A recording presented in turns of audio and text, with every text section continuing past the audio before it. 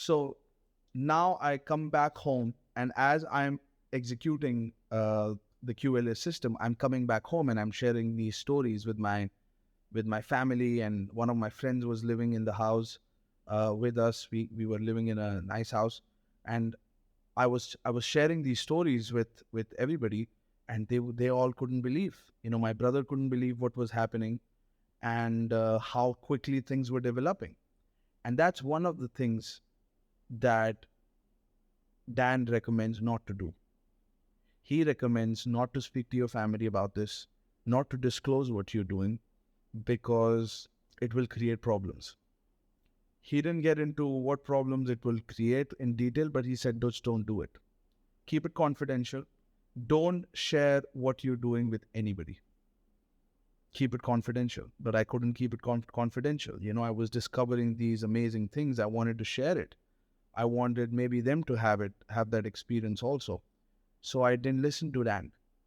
I just thought that maybe Dan is an extremist. Maybe he has too high of a standard. I didn't think it was such a big thing for me to share, about my progress. But he advised not to do it, especially with your family. Um, it doesn't matter with someone who you don't know, but especially with your family, don't do it. I didn't listen. Anyway, so now things take a little bit strange turn. I get a message from this guy who is worth 500 million pounds. And he says, hey, listen, I reviewed the presentation. I don't think I can add value. I'm too busy these days. you know, I think you can go ahead with this venture. And I don't think I would be uh, able to get involved, and I wish you all the best. It's a very nice message, but he basically said he was out. And I had closed already a board member based off of his name and the vision. So now how do you tell the other board member he's gone? If he's gone, then maybe he wants to go out also because, maybe he said yes because of this other guy. And I told him that he will not be part of the company. And he just said, okay, no problem. And turned out that he was in the company because of me, not because of this other 500 million pound guy. So now we decide, because Dan Pena recommends that you need to join a Rotary club. So we decide, okay, let's do what he says. I didn't even know what a Rotary club is. In fact, I still don't know what happens there. But we joined the Rotary club. Apparently, there are many executives from different industries come there. And there is a talk, you have a discussion, every meeting has a theme. So we went there, and we were planning to go there, and it was happening in the 7-star hotel, Burj Al Arab. So Rotary meetings happen, maybe there will be 50 Rotary clubs in Dubai alone. But this one was the most premium one. And one of the advice that Dan gave is that go to clubs you cannot afford. Go to restaurants you cannot afford. Wear suits you cannot afford. So there I was. I bought a suit I could not afford. I was going to a place I could not afford. And somehow I found my way into this 7-star hotel. I had to pay, couple of $100 to get in there. And I saw everybody's very refined. And in this meeting, there was one individual who was the CEO of the second largest telecom company in UAE. And the name of the company, I cannot get into it right now, but just let me talk about the revenue size of the company. The revenue of this company per year is $3.5 billion every year. And he is the CEO of this company. And he has come there to do a talk. And, when I hear about this, there is no way I think that I'm going to close this guy, because he's a guest speaker there. Who knows if he's even available for a conversation. So I entered the room. So I knew while I was getting there that this individual is in the room. So I entered the room. There are 20 people, 24 people. And I immediately start introducing myself. people asked me, what do you do? Very confidently replied that, I'm building a healthcare group in UAE, and we will be buying companies in healthcare sector. And the moment I entered the room, I saw this individual, extremely high-powered individual, sitting at the head of the conference table. There was a big conference table at the center. The entire, walls were glass, and you could see the entire view of the city. And it was like, like big chandeliers were there, and like fine food was being served, and everybody was meeting everybody. And then I saw this individual, big in size, and he looked, extremely powerful person. I knew that I need to go and speak to him because he seemed exactly like how Dan Pena described who you want on your team. So I walk up, I introduce myself, and he asked me, what do you do? I told him that I'm building a healthcare group in UAE, and I'll be consolidating various family businesses. I'll be buying various family businesses.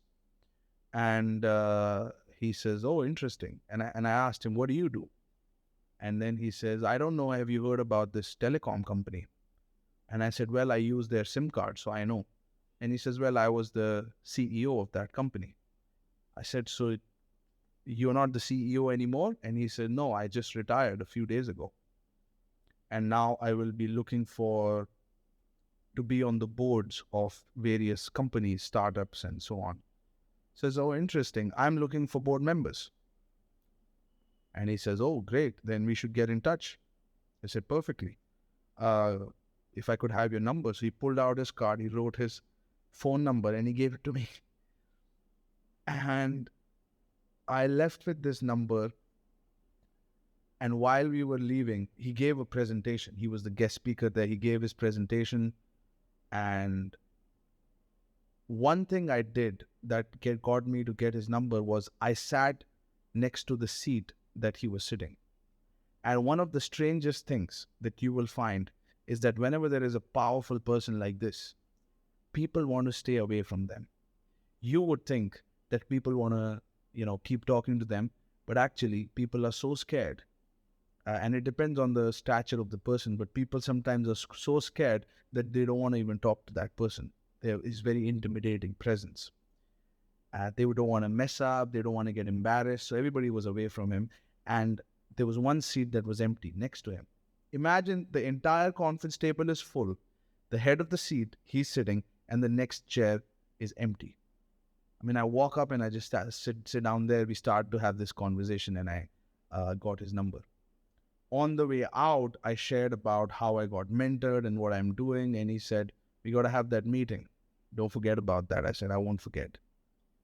And we left. And that day I went home. I didn't have any hopes that he would say yes, because he just seemed too larger than life. And he was too prominent.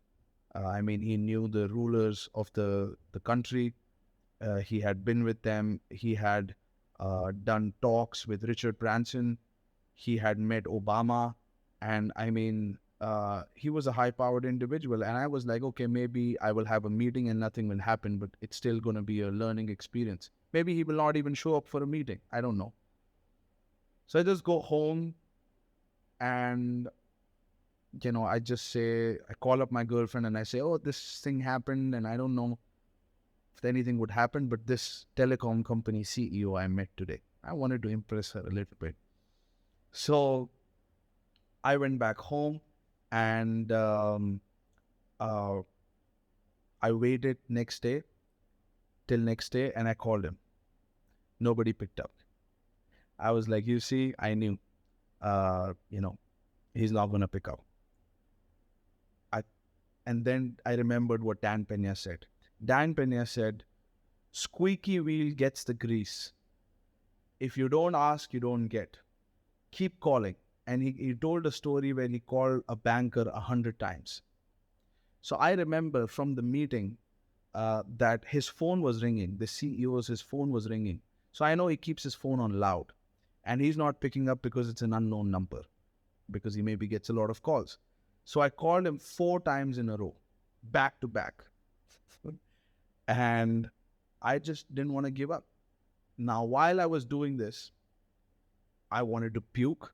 I was feeling fear. I was feeling anxiety. This is a high powered person. I don't know what he's going to do to me, what's going to happen. So many things were racing. Maybe he gets pissed off and he says, no, I'm bothering him too much. I didn't care.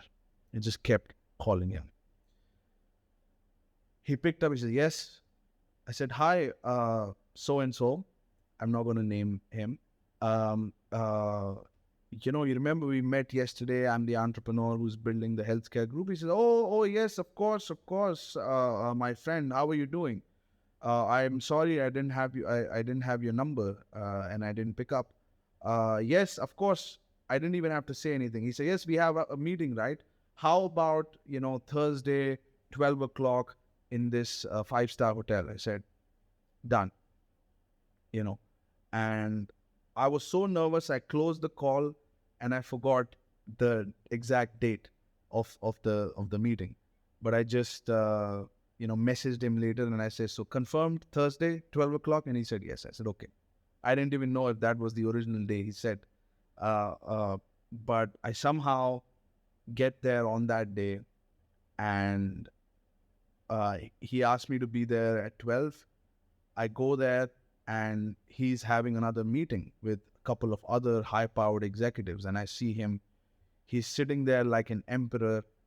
All the staff knows who he is, and I mean, he seems larger than life. I mean, the moment I saw that, and I was waiting for him at a different table. So he saw me, and we saw each other. And then he came and he says, yes, my friend, tell me, how can I help you? And then he left just one gap. And then he said, what's your business model? And then I told him that I want to build a $1 billion company, and it's going to be in healthcare. And he raised his eyebrows and he said, you know what? I envy you. I said, you envy me? And I said, yeah. He said, yeah. He says, just the enthusiasm of starting something is, I wish I was in your position, starting something new. And I said, wow, I'm flattered. And so he asked me 1 or 2 questions, and that's it. He was closed. He said yes to be my chairman, and till date, he is my chairman. So that was a very interesting incident. I mean, it was a very short meeting. I think 7 to 9 minutes. That's it. Probably 15 minutes. But very short meeting, to the point. And we shook hands. And I have to admit this. While I was shaking hands, my ass cheeks were squeezed, and I felt powerful. And I shook his hand, and I left in the bathroom, and I left for the bathroom, and I looked at myself in the mirror, and I was like, my goodness. Because of this one contact, you can have access to investors, to other executives. God knows, so many contacts that he would have because of this business partnership, and all the advice and wisdom you would get. I mean, that's worth millions of dollars to the project. And I told him I would be looking out to you for investors. And he said, of course, I will introduce you. And I told him, do you mind if I use your name, that you are now involved with our company? And he said, yes, absolutely. Everywhere in the media, I have mentioned that I would be sitting on boards, so no problem. You can use it. And let me know if you need anything. Keep me in the loop, and look forward to meeting again and continuing our discussions. And that was it. That was it. I spoke to a guy that I thought was out of my league in terms of business, and I thought that I would never be able to get him, someone like that. I didn't think someone would like that would take a meeting with me. And here he is, saying yes to be my business partner. He didn't ask much about my background, And he just said yes. And just before the meeting, I was like, he's going to say no. But I closed my eyes before the meeting and I visualized him saying yes over and over while I was waiting for him. It happened.